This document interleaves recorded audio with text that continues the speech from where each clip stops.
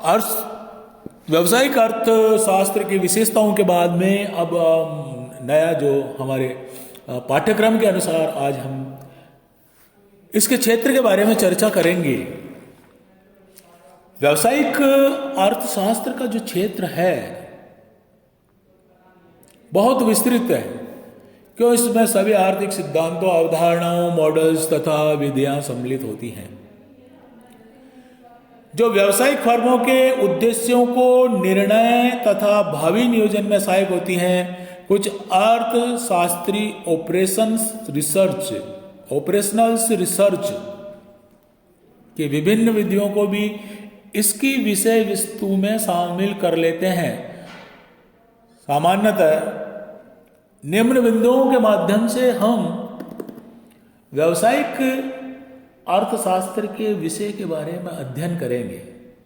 सबसे पहला बिंदु है मांग विश्लेषण व पूर्वानुमान।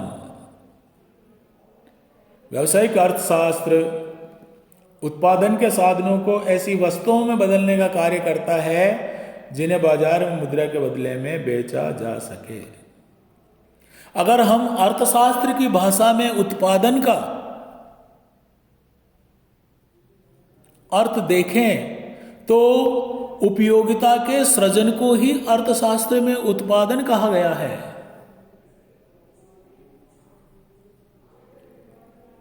और उपयोगिता के कारण ही किसी वस्तु की मांग की जाती है। ऐसी परिस्थिति में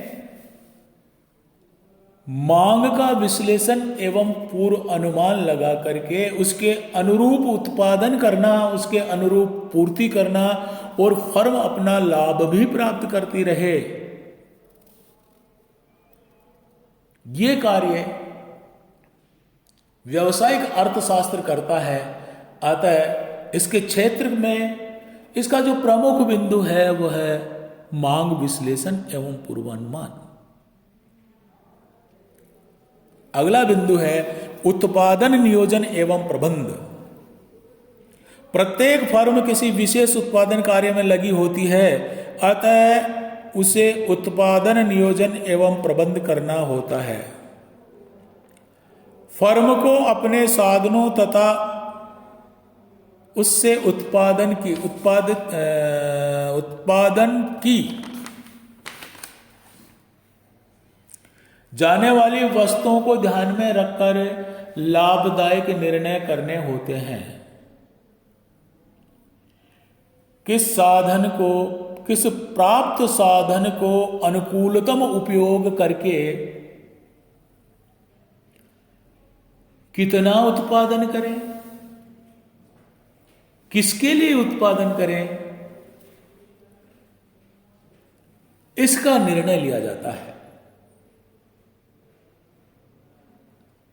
इसे व्यावसायिक अर्थशास्त्र में उत्पादन कार्य प्रोडक्शन फंक्शन का नाम दिया गया है। अल्पकालीन उत्पादन कार्य में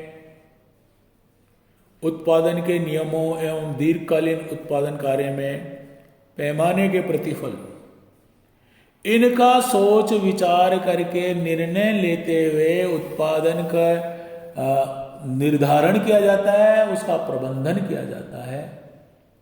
ये भी व्यावसायिक अर्थशास्त्र के क्षेत्र में निहित है। लागत विश्लेषण, कॉस्ट एनालिसिस। जैसा कि पूर्व में मैंने आपको बताया कि प्रत्येक फर्म का मुख्य उद्देश्य लाभ कमाना होता है। अब चाहे अधिकतम लाभ के बजाय संतोषप्रद लाभ का उद्देश्य निर्धारित हो गया है, लेकिन उसके बावजूद भी लागत और लाभ में सीधा संबंध है। अतः लागत का विश्लेषण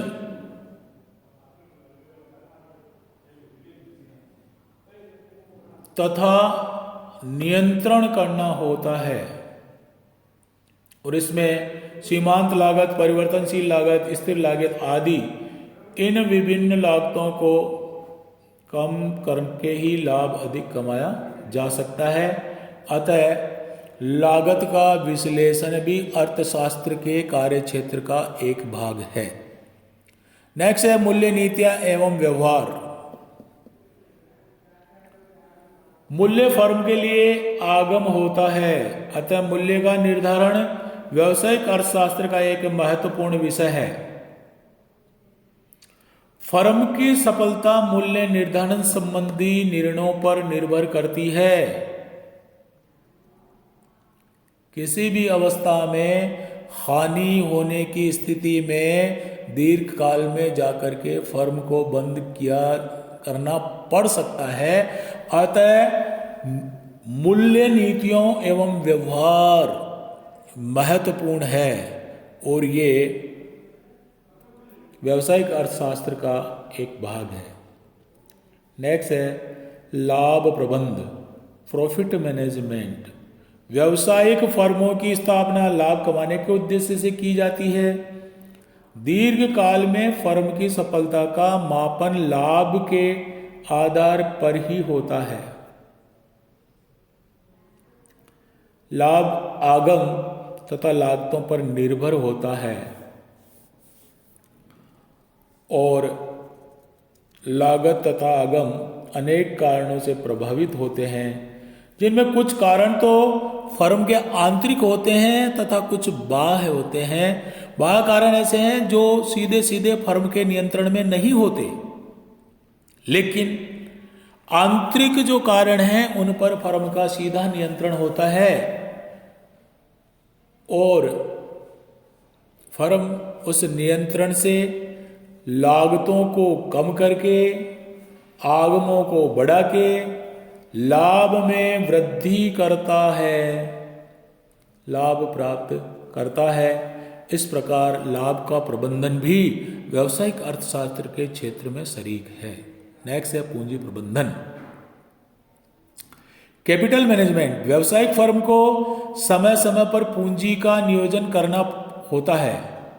पूंजी विनियोजन संबंधी निर्णयों में एक और भारी राशियों का प्रश्न है, तो दूसरी ओर इसमें एक बार विनियोजन कर देने के बाद निर्णयों को वापस परिवर्तित करना बहुत कठिन होता है। एक बार जो राशि पूंजीगत वस्तु में विनियोजित कर दी गई है तो उसका मशीनरी, भवन, भूमि, उसका निर्णय को बदलना बहुत मुश्किल है। तो कौन से पूंजीगत व्यय होंगे, कौन से राजस्व से संबंधित व्यय होंगे, इनके बारे में निर्णय और पूंजी का प्रबंधन, long term expenditure, fix assets में हम कर रहे हैं तो उसके लिए हमें long term investment share capital से उसको फंडिंग करना है, प्रेफरेंस शेयर कैपिटल से फंडिंग करना है, लॉन्ग टर्म लोन लेना है। इस प्रकार पूंजी का प्रबंधन भी व्यावसायिक अर्थशास्त्र के विषय के रूप में शरीक किया जाता है। नेक्स्ट है अनिश्चितता के अंतर्गत निर्णय सिद्धांत, डिसीजन थ्योरी अंडर अनसर्टेनिटी। प्रबंधकों को बहुत से निर्णय अनिश्चितता के वातावरण में लेने होते हैं। अनिश्चितताएं अनेक प्रकार की हो सकती हैं। व्यावसायिक अर्थशास्त्र में मांग की अनिश्चितता, हम अपेक्षा करते हैं कि दीपावली के समय में मांग बढ़ेगी और किसी कारणवश नहीं बढ़ती है तो अनिश्चितता है। लागत की अनिश्चितता है, पूंजी की अनिश्चितता है और इन अनिश्चितताओं के संबंध में इनको जानते हुए कैलकुलेटिव रिस्क लेते हुए जो निर्णय किए जाते हैं, निर्णय प्रक्रिया को तर्कपूर्ण एवं वैज्ञानिक आधार प्रदान करने के लिए व्यावसायिक अर्थशास्त्र एक महत्वपूर्ण भूमिका अदा करता है। अतः यह भी व्यावसायिक अर्थशास्त्र का क्षेत्र का एक हिस्सा है। नेक्स्ट है विक्रय प्रोत्साहन एवं व्यू रचना, सेल्स प्रमोशन एंड स्ट्रेटेजी। एक व्यवसाय के प्रबंध को विक्रय व्यू रचना के प्रति भी पर्याप्त ध्यान देना होता है। व्यू रचना, आप सभी क्रिकेट खेलने के या देखने के शौकीन हो सकते हैं, युवा हैं, तो आप देखते हैं कि जो हमारे रेगुलर बॉलर हैं उनको जब विकेट नहीं मिलता है, कमेंट्री सुनते हैं उस समय आप देखेंगे कि विकेट नहीं मिलता है तो कप्तान कई बार ऐसे व्यक्ति से बॉलिंग कराता है जो आपका रेगुलर बॉलर नहीं है।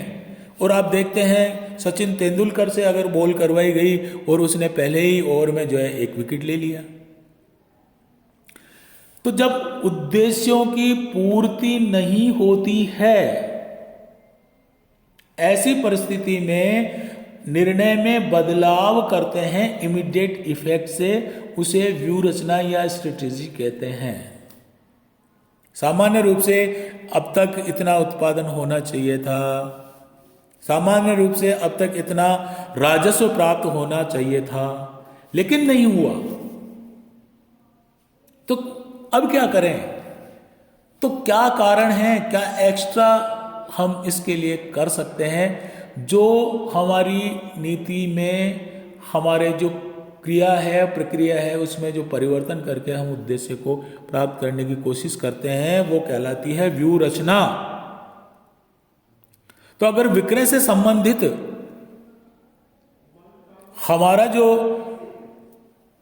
बजटेड सेल्स है वो पूरा नहीं हो रहा है, तो उसमें कुछ न कुछ इस प्रकार की प्रक्रिया परिवर्तन किया जाता है जिससे हम उसको अचीव कर सके।